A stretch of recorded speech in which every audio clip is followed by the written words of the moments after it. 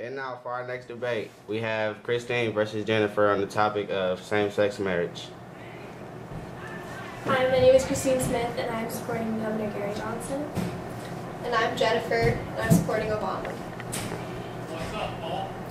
If we are all created equal, and in the Constitution we are all guaranteed gay rights, or equal rights, then why are we told that we can and cannot marry? Love is love, right? Why are we being told that we cannot marry the same sex, even if it is truly love? Since the beginning of time, we have been told that we will not be able to marry the same sex because it isn't the way of life. However, the way of life is to be happy and free, living the way you feel is right. In today's world, we're becoming advanced and proper humans, right? So why can't we lay this issue aside? Our government spends countless hours weighing out each side of the issue. So why should we focus on this small issue when we have our men and women fighting overseas for our freedom? As governor, Gary Johnson has seen the uproar in this topic and is fighting for equality and peace within the country. The first section of the 14th Amendment states, all persons born or naturalized in the United States and subject to the jurisdiction thereof are citizens of the United States and of the state where they reside. No state shall make or enforce any law which shall abridge the privileges or immunities of citizens of the United States, nor shall any state deprive any persons of liberty, life, or property without the due process of law, nor deny any person with its jurisdiction without the equal protection of the laws.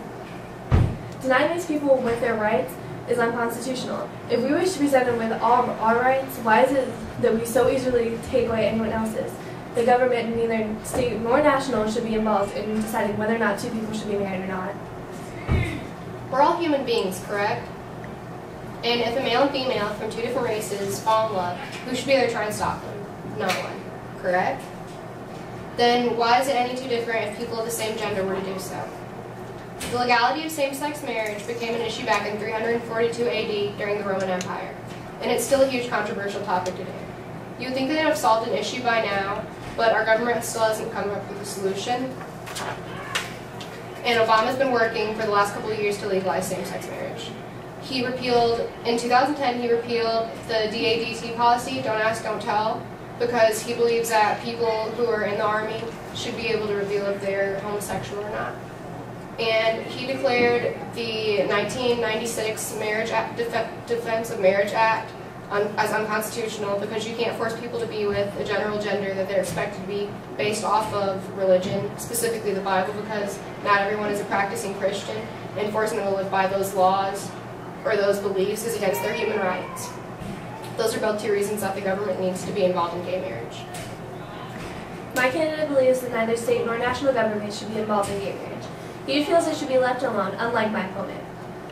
Obama believes that there should be an amendment passed stating that it is up to the states to decide whether or not they will allow gay marriage in their state. This will not happen because this is a freedom granted to every rightful citizen of the United States. With the proposed amendment, America is moving closer to a dictatorship than a democracy.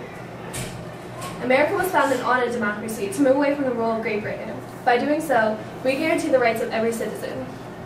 We fought for every right of the citizen, and by passing this amendment, we would be taking away their rights. This is a true step backward in all reality. There shouldn't have to be a documentation to prove equality and preference.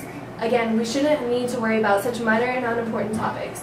We need to focus on raising our country from the turmoil our president has created in his term.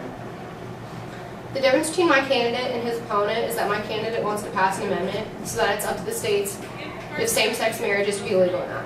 Johnson believes that politics shouldn't be involved in the topic of same-sex marriage. If politics shouldn't be involved, then why is Gary Johnson a politician? By now, we should know that almost every topic has to do with politics, and this is one of these topics. Our country is run by the government, and if you don't believe that the government is an important factor, why are you part of this country that provides for you through the government? Obama wants to pass an amendment that makes the states have to decide. At the rate Johnson is going with this peace and happiness, there will be nothing done to help legalize same-sex marriage. And there's no way that they're going to let homosexuals be married legally without the government being involved. And this is what Obama's proposed amendment is going to help with. It will help with legalities behind same-sex marriage, such as receiving the partner's life insurance or controlling the life support and things of the sort. There needs to be a legal documentation behind same-sex marriage, and in order for it to work like a general marriage between a man and a woman. The amendment that Obama is trying to pass will do so, not just some willy-nilly relationship that Johnson likes to think of as marriage. So I guess that's a conclusion to our thing. Would anybody like to add any concluding statements? I guess that wraps it up.